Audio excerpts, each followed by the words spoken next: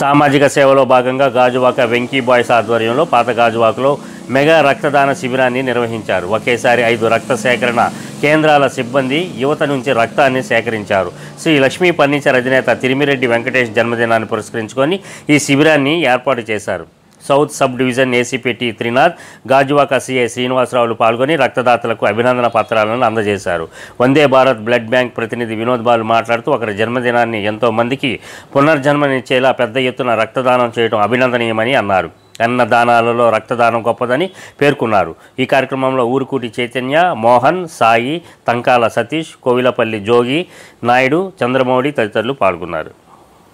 ఆడుకోవడం కాదు ఆదుకోవడం అని, యువత అంటే ఆవేశం కాదు ఆదర్శం అని ఇక్కడున్న యువత అంతా నిరూపించే విధంగా ఈరోజు అత్యధిక సంఖ్యలో యువతంతా ఒక దగ్గర ఏకమై సమాజానికి ఏదో సేవ చేయాలని ఒక సంకల్పంతో ఒక మెగా రక్తదాన శిబిరాన్ని నిర్వహించడం జరిగింది. ఇలాంటి సేవా కార్యక్రమాల్లో యువత ఇదే విధంగా పాల్గొనే విధంగా ఎంతోమందికి ఆదర్శంగా నిలిచినటువంటి సోదరుడు వెంకటేష్ గారికి నా తరపున, అలాగే మా వందే భారత్ బ్లడ్ బ్యాంక్ తరపున, అలాగే ఇతర బ్లడ్ బ్యాంకుల అందరి తరపున కూడా శుభాకాంక్షలు తెలియజేసుకుంటున్నాను.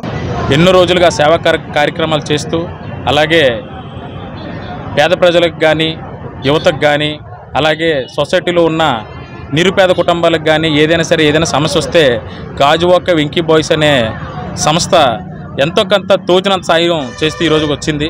అలాగే ఈరోజు నా బర్త్డే సందర్భంగా ప్రతి సంవత్సరం చేస్తున్నట్టే ఈ సంవత్సరం కూడా రక్తదాన శిబిరం ఏర్పాటు చేయడం జరిగింది.